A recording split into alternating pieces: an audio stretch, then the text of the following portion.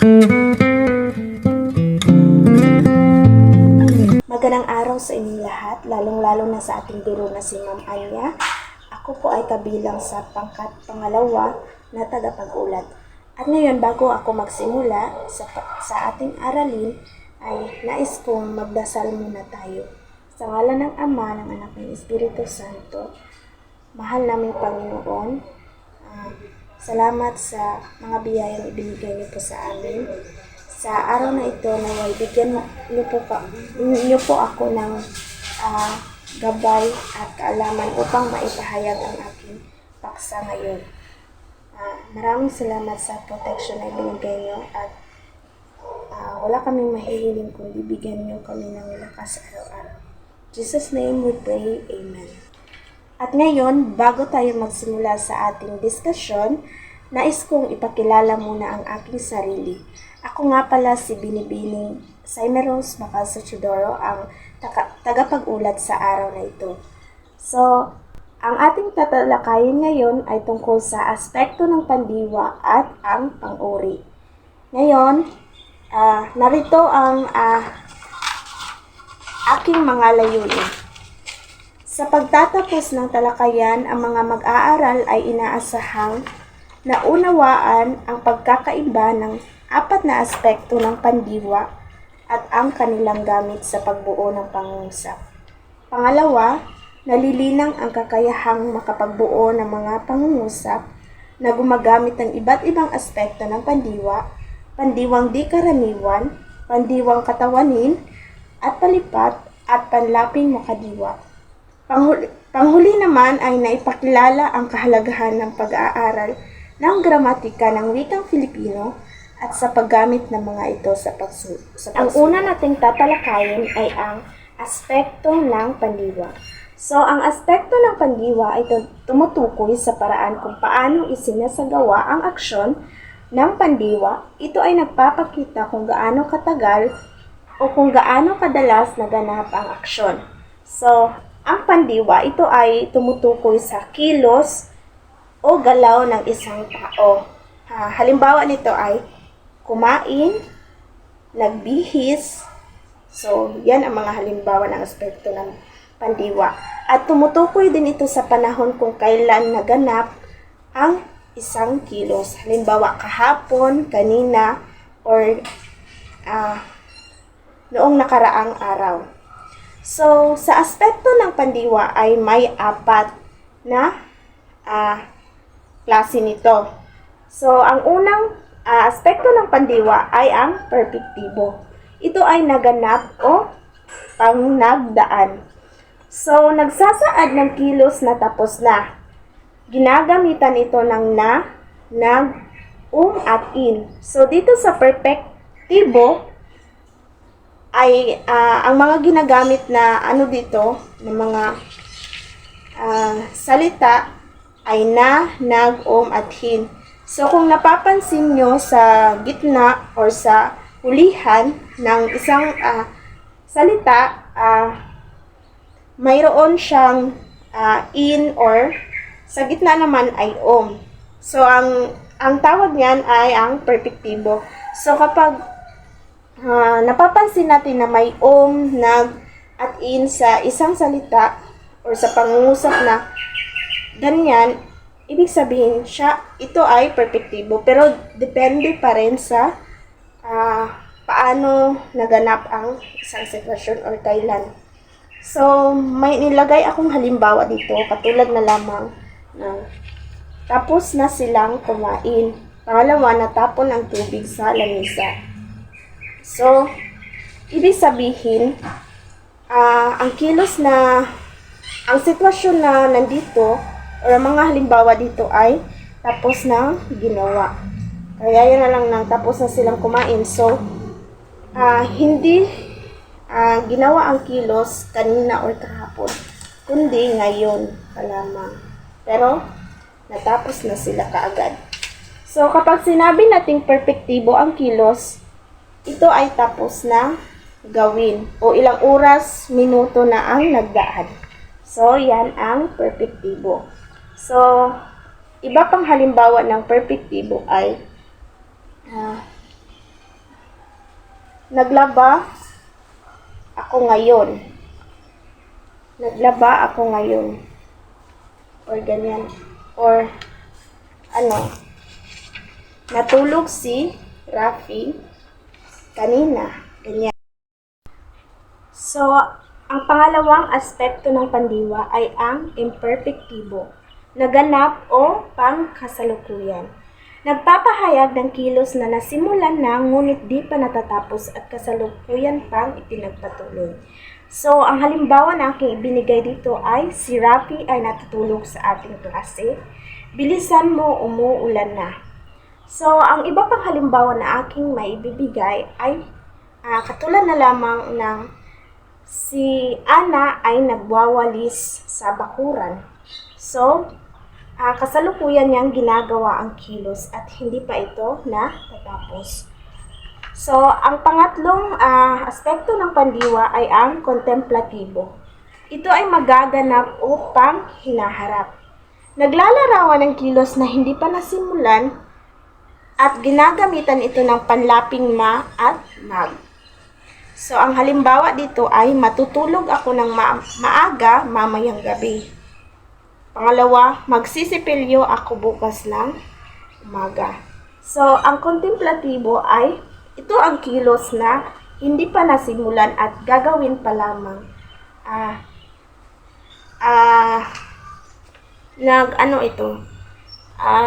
Yung panahon ang kanyang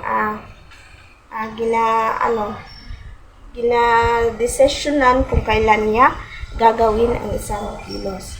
So, ang ibang halimbawa dito ay mamamalengke ako bukas ng umaga. Pangalawa na maibibigay ko ay maglalaba ako sa susunod na linggo. Ganyan.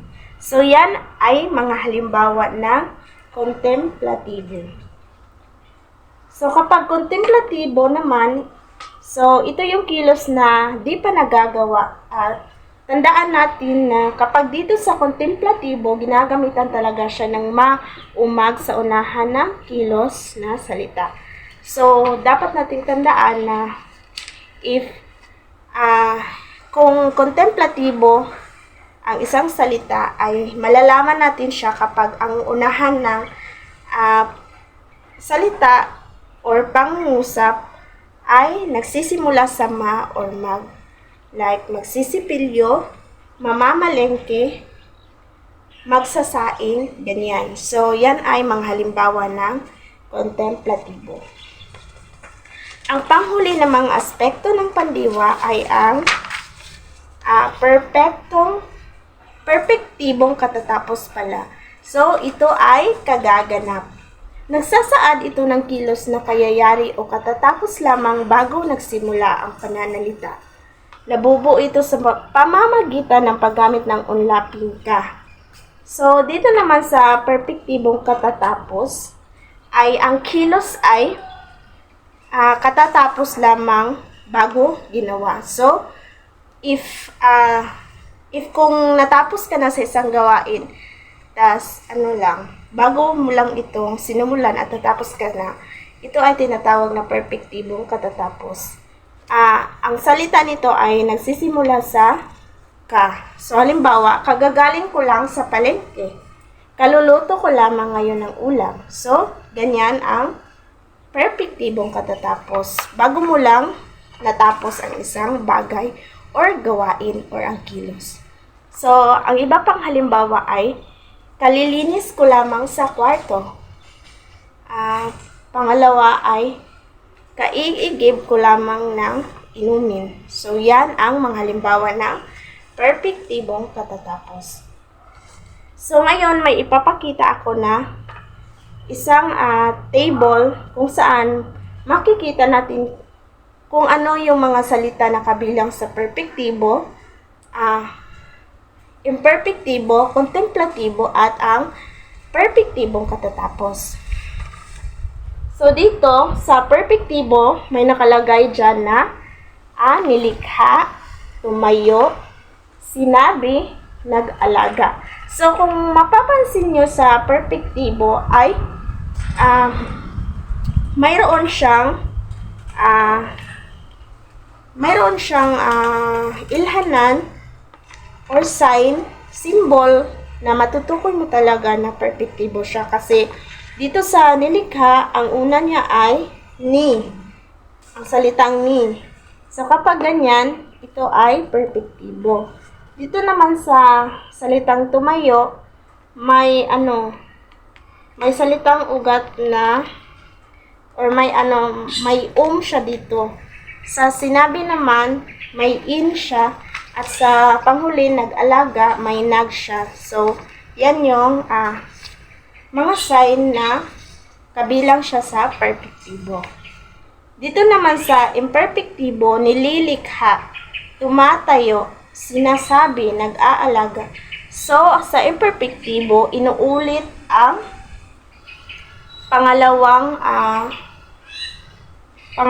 salita. So, dito sa perpektibo, di ba, nilikha lang siya. Pero nang dumating tayo sa imperpektibo, naging na siya, nililikha. Bali, inuulit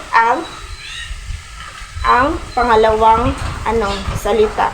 Nililikhas. Bali na double yung likha or lili. So, naging dalawa siya. Tapos sa tumayo, nagiging tumatayo sa imperpektibo. Sa sinabi, sa imperpektibo, nagiging sinasabi.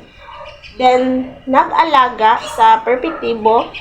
Sa imperpektibo naman, naging nag-aalaga.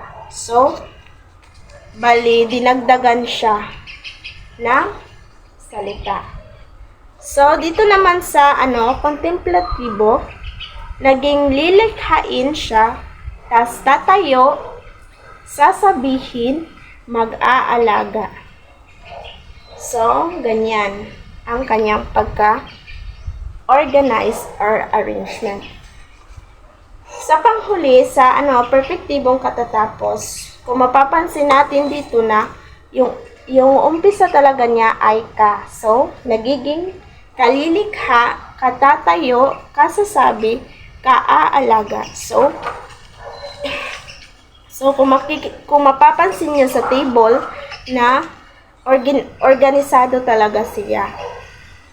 Kung saan siya na bibilang. So, yan ang aspekto ng pandiwa. O 4 na aspekto ng pandiwa. Ngayon, dumako naman tayo sa pangalawang tatalakayin. Ito ay kabilang din siya sa pandiwa. Mga ibang uri ng pandiwa.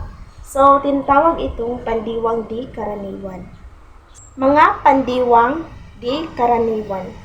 So, tawag sa pandiwang nagkakaroon ng mga pagbabago, may pagtatanggal, pagpalit ng posisyon, at pagbabago kung ito ay dinurugtungan ng mga panlapi.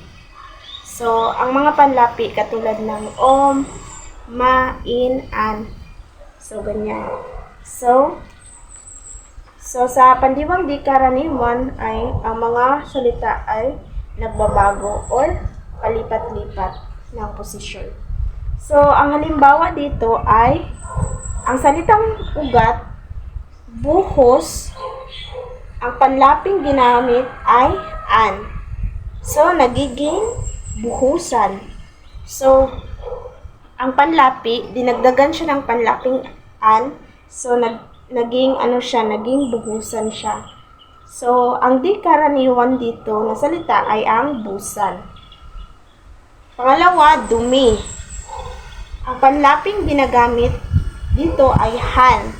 So, kapag sama silang dalawa, nagiging dumihan ang kanyang salita. So, ang salitang di karaniwan dito ay ang dumhan. Dito naman sa pangatlo, tawa, ang panlapi dito ay han. So, kung pinagsama sila, nagiging tawahan or tawahan. Tapos sa di karaniwan, naging tawanan siya. Then, panghuli, tanim.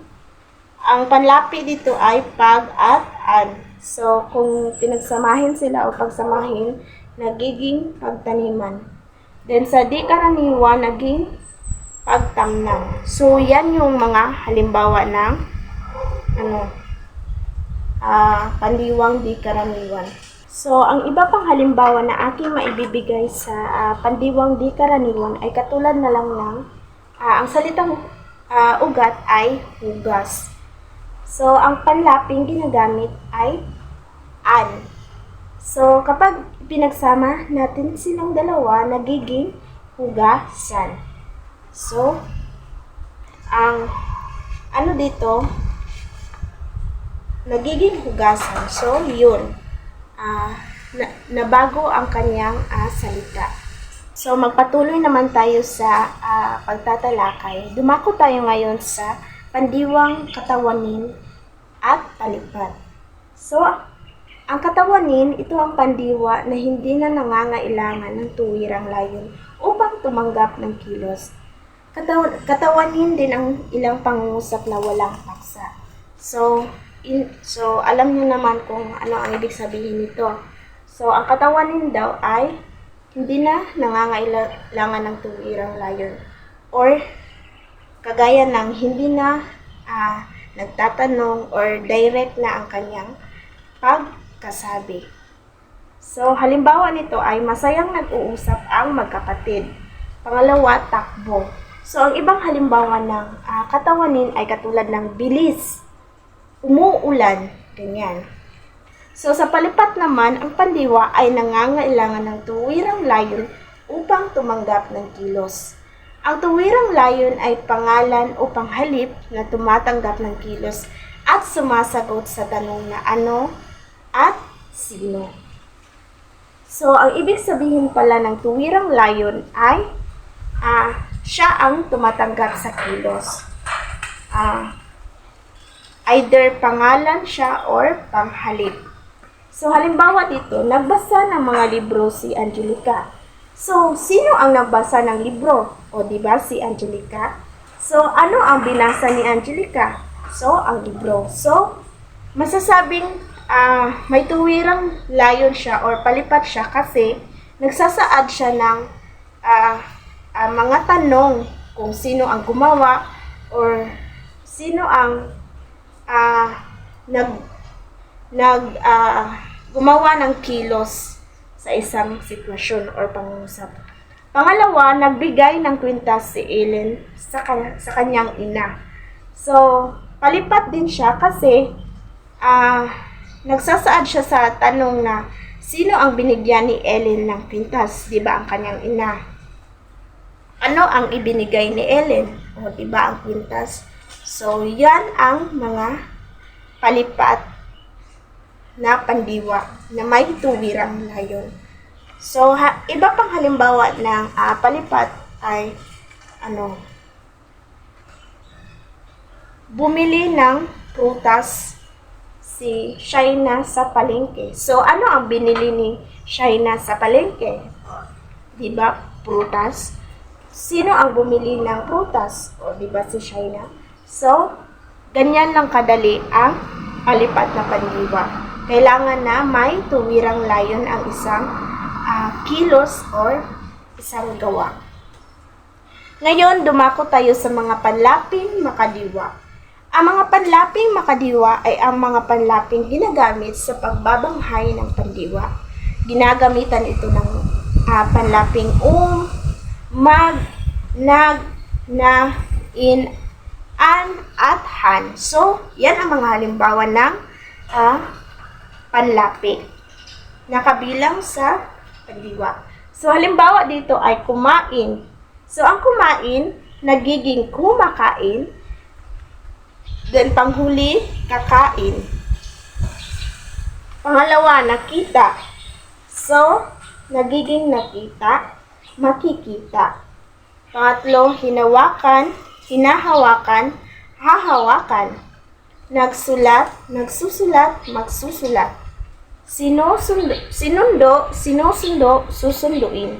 So, yun ang mga halimbawa na mga panlaping makadiwa na ginagamitan ng o mag-login at han.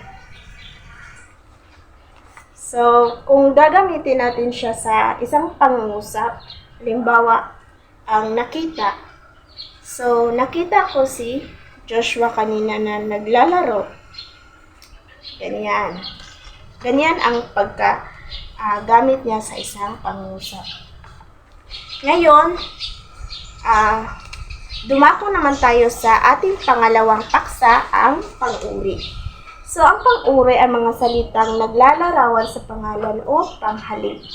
Ang halimbawa ng pang-uri ay masayahing bata si Ana. So, ano ang pang-uri dito sa masayahing bata si Ana? So, ang pang-uri dito sa pangungusap na ito ay ang masayahin or masayahin. So, yan ang pang-uri sa pangungusap. So, ano ang kayarian ng pang-uri? So, may apat na kayarian ng pang-uri. Una dito ay ang payak. Binubuo ng salitang ugat lamang. So, ang payak pala ay binubuo siya ng salitang ugat. Halimbawa dito, bumili si mama ng sariwang isda sa palengke. So, yan ang halimbawa ng salitang ugat. Ang sariwa. Pangalawa ay may lapi. Binubuo ng salitang ugat at panlapi. Kagaya ng halimbawa, masaya ako dahil nakapasa ako sa pagsusulit. So, ang salitang masaya, ang ginagamit na ang salitang ugat ay saya, tapos dinagdagan ng panlaping ma, so nagiging masaya siya. So, ang may lapit dito ay masaya. So, ang pangatlo ay inuulit-ulit ang salitang ugat o bahagi ng pang-uri. So, may dalawang uri ng inuulit. Una, ganap na inuulit. Pangalawa, di ganap na inuulit. So, dito sa ganap na inuulit, buong pang-uri ang inuulit. Halimbawa, matabang-mataba ang alaga niyang aso. So, ang salitang ang salitang inuulit dito ay ang salitang mataba. So, inuulit siya. Kaya naging matabang-mataba. Sa di ganap na inuulit, salitang ugat lamang ng pang-uri ang inuulit. So, ang salitang ugat lamang ang inuulit dito. Halimbawa, mainit-init pa ang dala niyang tinapay. So, ang salitang mainit, yan ang inuulit. So, mainit-init. So, yan ang di ganap na inuulit. So, iba pang halimbawa ng ganap na inuulit ay masayang-masaya siyang naglalakad. So, yan. Sa di ganap na inuulit naman ay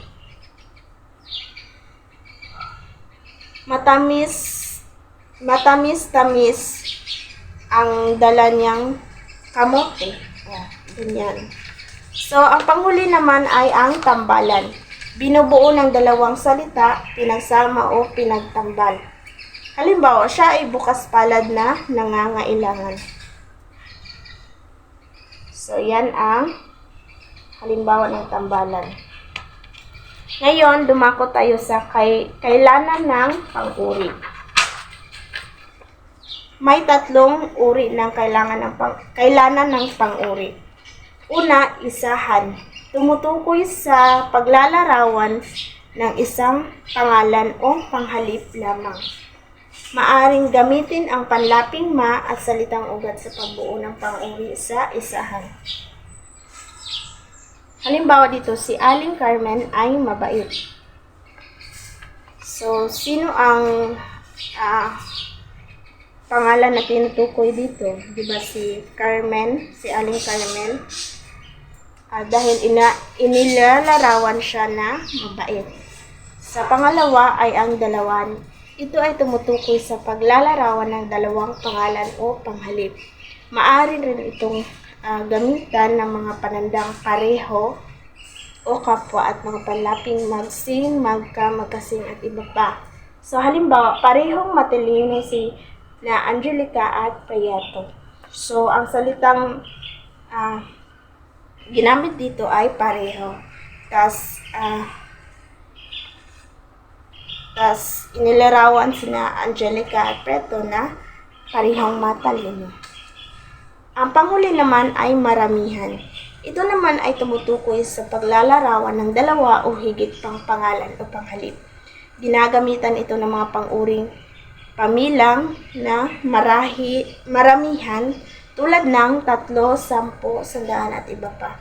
Halimbawa, 3 pirasong saging ang kinain ko kanina. Ngayon ay dumako naman tayo sa kaantasan ng kasidian ng pang-uri. So may 3 uri ito. Una, ang lantay. Pangalawa, pahambing. Pangatlo, pasokdol. So, ang unang tatalakayin natin ay ang lantay. Ito ay kung ang paglalarawan ay nakafocus sa isang bagay lamang. Itinuturing itong basal na paglalarawan sa pangalan o panghalip. Halimbawa nito ay si Lani ay isang mabait na bata. Iba pang halimbawa, si Ana ay masipag. So, ganyan. Nakapokus lang siya sa isang bagay o sa isang tao. Pangalawa, pahambing. Pinaghahambing dito ang katangian ng dalawang pangalan o panghalip. Gumagamit ito ng mga katagang mas, pawa, higit na, di hamak na, di gaano, kasing at iba pa. So, dito naman sa pahambing, inilalarawan ang dalawang tao o dalawang bagay. Halimbawa nito, ang bahay ko ay mas malayo kaysa sa kanila. At iba pang halimbawa ay ang di hamak na mas matalino si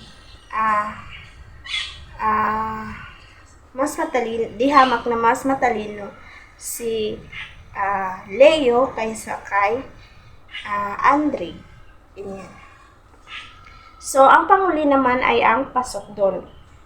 Ang paglalarawan o paghahambing ay nakatuon sa higit sa dalawang pangalan o panghalip. Ang paglalarawan ay masidhi kung kaya ginagamitan ng pinaka, ubod ng, saksakan ng, hari ng at iba pa. So, dito sa pasokdol ay katulad din siya ng pahambing, ngunit nakatuon ito sa higit sa dalawa ang pangalan o panghalip sa isang sitwasyon. So, halimbawa na aking binigay dito ay ang aming aso ay napakakulit. Iba pang halimbawa, pinakamayaman ang pamilya Reyes sa bayan nila. Ubod ng ganda ang reyna ng Samay. So, ganyan. So, yun ang 3 kaantasan ng kasidian ng pang-uri. Ngayon, dumako naman tayo sa hambingan ng mga pang-uri. So, una, magkatulad ang hambingan.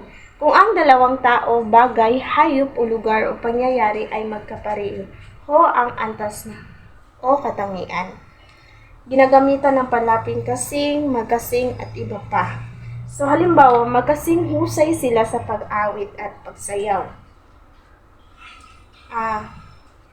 Magkasing talino sila ng isang bayani. Ayan. Ngayon, dumako tayo sa di magkatulad ang hambingan. Kung ang inihambing ay hindi kaparehas o katulad ang antas o katangian, upang ipakita ang di pagkatulad, ginagamitan ang kusa, di tulad, di pares, di gaya, di gaano, di hamak at iba pa. So, ang di magkatulad, hinahambing ang dalawang bagay, ngunit magkaiba sila ng konklusyon. Magkaiba sila ng paglalarawan. Kagaya na lamang ng malinis ang hangin sa probinsya di tulad sa Maynila. Iba pang halimbawa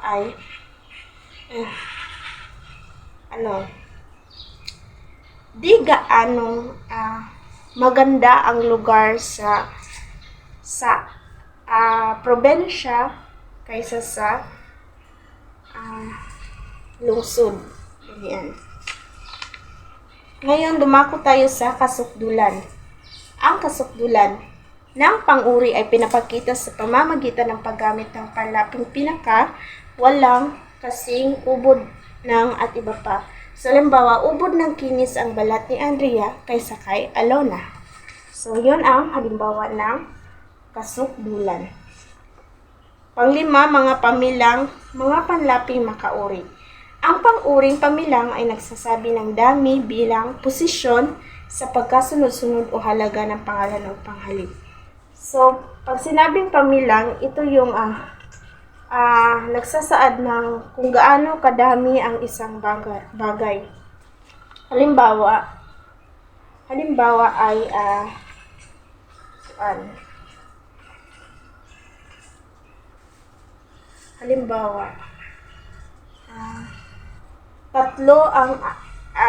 walo kami magkakapatid. So, ganyan. So, una sa pamilang ay patakaran. Ito ay nagsasaad ng dami o bilang ng pangalan o panghalip kagaya ng 1, 2, 3. Halimbawa dito ay bigyan ako ni Andrea ng 2 pirasong papel or binigyan ako ni Andrea ng 2 pirasong papel. So, ang salitang 2 piraso ay tinatawag siyang patakaran dahil nagsasaad ito ng dami. Pangalawa ay ang panunuran. Ito naman ay nagsasaad ng ayos o pagkasusunod-sunod ng pangalan o panghalip kagaya ng 1, 2, 3. Halimbawa, ako ay ika-8 sa aming magkakapatid. Ganyan. Ibang halimbawa ay 2 lang kaming nakapila sa silid pagamutan. Yun ang halimbawa ng panunuran. Nagsasaad ng pagkasunod-sunod sa isang sitwasyon. Pangatlo ay pamahagi. Ito ay nagsasaad ng pagbabahagi mula sa isang kabuuan. Kagaya ng kalahati, 1/4, 1/3. So, halimbawa nito, ibinigay ko ang kalahati kong baon sa kaklase ko. So, yan. Ang salitang dito, pamahagi ay ang kalahati. So, pang-4 naman ay ang pahalaga. Ito ay nagsasaad ng halaga o katumbas na pera ng pangalan. Gaya ng piso, 2 piso, 30 piso. So, halimbawa, binigyan ako ni mama ng 10 piso para pambili ng tinapay. So, ang salitang 10 piso ay nabibilang siya sa pahalaga dahil katumbas ito ng nagsasaad dito ng halaga o katumbas ng pera. Panglima naman ay ang palansak. Ito ay nagsasaad ng pagpapangkat-pangkat ng mga tao bagay. Tinutukoy nito ang bilang na bumubuo ng isang pangkat na tao bagay na pinagsama-sama gaya ng 2, 6 at iba pa. Halimbawa ay ang 2 ang pila sa sinihan. So, yun. Nagsasaad ng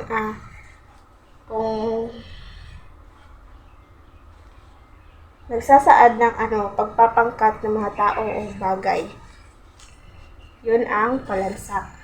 Ang panghuli naman ay patakda. Ito ay nagsasaad ng tiyak na bilang ng pangalan. Ang bilang na ito ay hindi na madadagdagan o mabawasan pa gaya ng 1, 2, o 3. Halimbawa dito ay dadalawang bantay lamang ang pwedeng makapasok sa loob ng hospital. So, yun ang 6 ng klase ng pamilang o panlaping makauri. Ngayon, dumako tayo yun pala ang klase ng 6 na uri ng mga pamilang. Ngayon, dumako tayo sa panlaping makauri. So, ang panlaping makauri Kahulugan nito ay ito ang mga palaping ikinakabit sa salitang ugat upang makabuo ng pang-uri. Ang una dito ay ma. Ang ma ay nagsasaad ng pagkakaroon ng salitang ugat o pagiging marami. Halimbawa, dito ay, kung nakikita nyo, ma, tas dinagdagan ng buti, so nagiging mabuti.